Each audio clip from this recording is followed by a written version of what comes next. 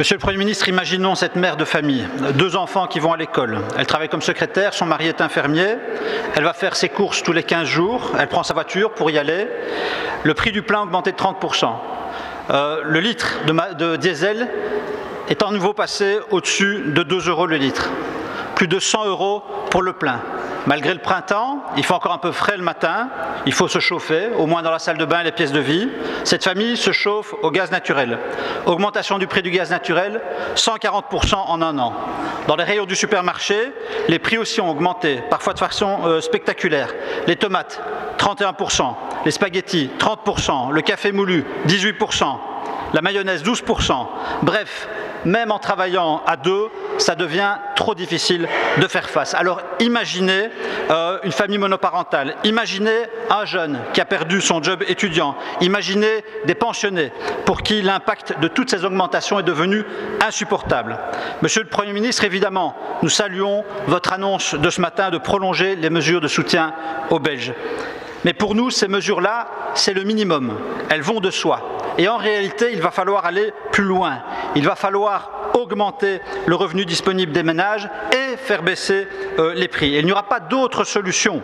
La vie chère, ça doit être la priorité absolue de ce gouvernement. Gouvernement qui ne peut pas s'imposer de carcan budgétaire trop rigide. Et je l'ai déjà dit à cette tribune, quoi qu'il en coûte, Monsieur le Premier ministre, protéger la population, quoi qu'il en coûte.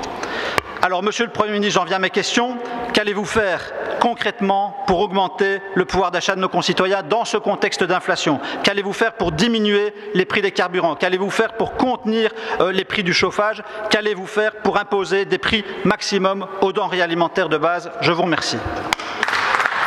Merci, Monsieur Benachour. Et enfin, pour clôturer cette série de questions sur le thème, Madame Leroy.